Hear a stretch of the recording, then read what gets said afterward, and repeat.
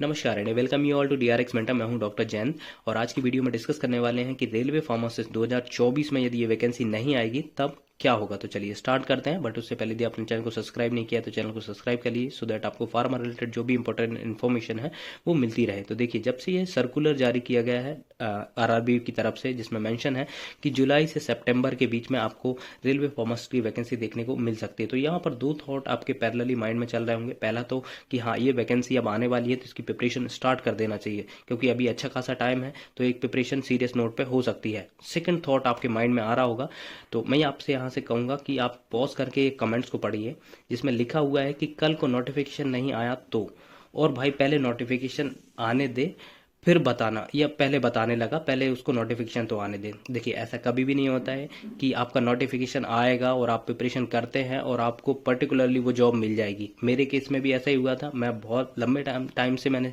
Preparation की थी, उसके बाद मुझे कहीं जाके सक्सेस मिली। मैं भी पर्टिकुलर एग्जाम के लिए प्रिपरेशन कर रहा था बट उसमें मेरा नहीं हुआ। प्रिपरेशन भी बहुत अच्छी थी बट उसमें नहीं हुआ। तो मैं आपको मेरी जर्नी के बारे में बताऊंगा और मैं आपको बताऊंगा कि कैसे आपको मोटिवेटेड रहना है सो दैट आप कोई जो भी गवर्नमेंट जॉब है वो आपको प्रिपरेशन करने में भी हेल्पफुल होगा और आपको वो गवर्नमेंट जॉब मिल सके। तो देखिए, यदि ये वैकेंसी नहीं आती है तो ऐसा तो है नहीं कि आपके कोई भी वैकेंसी नहीं आएगी। आपको पता है ईएसआईसी में वैकेंसी आने वाली है, एम्स में भी वैकेंसी आती रहती है, एसएससी के थ्रू फार्मासिस्ट की वैकेंसी आती है, सीजीएचएस में वैकेंसी आती है, ड्रग इंस्पेक्टर की वैकेंसी आती है, असिस्टेंट ड्रग इंस्पेक्टर की वैकेंसी आती है, स्टेट फार्मासिस्ट की वैकेंसी आती है। तो ऐसा तो नहीं है कि रेलवे फार्मासिस्ट की वैकेंसी नहीं आई तो इनमें भी वैकेंसी नहीं आएगी। और ज़रूरी नहीं है कि आप रेलवे फार्मासिस्ट के लिए प्रिपेयर करते हैं और आपको उसमें सक्सेस मिल ही जाएगी। तो इसलिए मैं ये कहूँगा कि आपसे एक सीरियस नोट पर प्रिपरेशन करते रहिए। जरूरी नहीं है कि आपको रेलवे फार्मासिस्ट की ही जॉब मिले, आपको ईएसआईसी में मिल सकती है, एसएससी में मिल सकती है, एम्स में मिल सकती है, सीजीएचएस में मिल सकती है। जो बी फॉर्म वाले कैंडिडेट है उनको ड्रग इंस्पेक्टर या असिस्टेंट ड्रग इंस्पेक्टर की मिल सकती है, या हो सकता है कि आपको ऐसा हो सकता है कि आप स्टेट फार्मासिस्ट में आपको मिल जाए।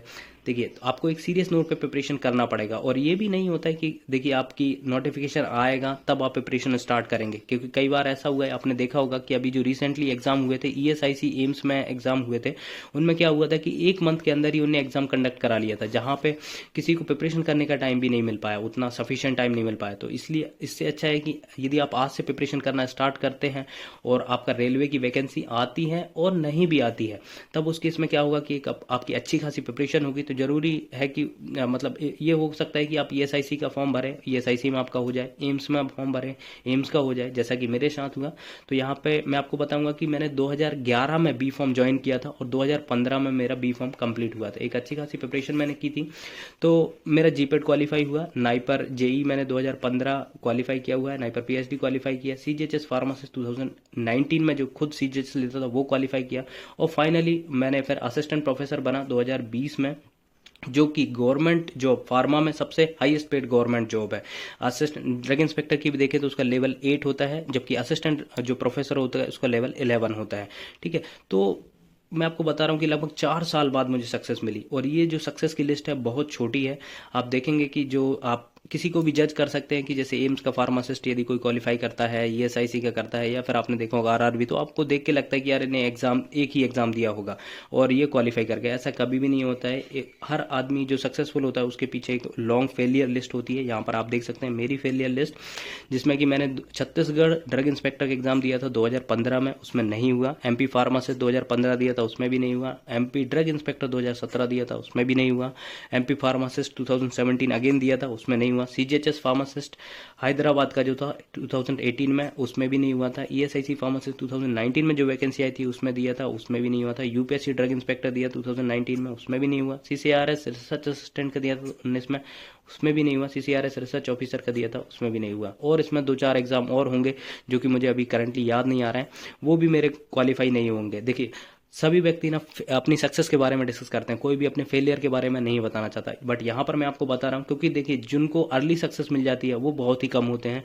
लगभग 2 से 4% ही होते हैं जिनको कि जिसने बी फॉर्म किया और 1-2 साल के अंदर जॉब मिल जाए।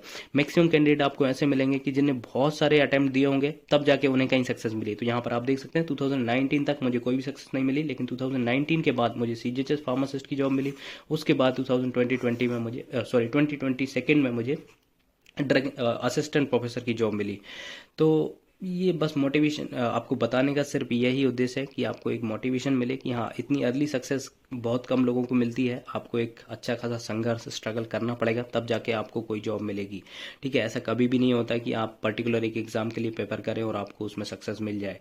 मैंने भी सिर्फ जो प्रिपरेशन की थी वो सिर्फ एमपी फार्मेसी 2015 और 17 के लिए की थी, क्योंकि मेरे को अदर स्टेट में नहीं जाना था। तो मेरा ये मोटिव वो था, एम था कि मैं सिर्फ एमपी फार्मासिस्ट ही क्वालिफाई करूंगा या एमपी ड्रग इंस्पेक्टर ही क्वालिफाई करूंगा। लेकिन आप देख सकते हैं कि मेरा ये तीनों ही एग्ज़ाम क्वालिफाई नहीं हुए। फाइनली जाके सीजीएचएस दिल्ली में मेरा सिलेक्शन हुआ।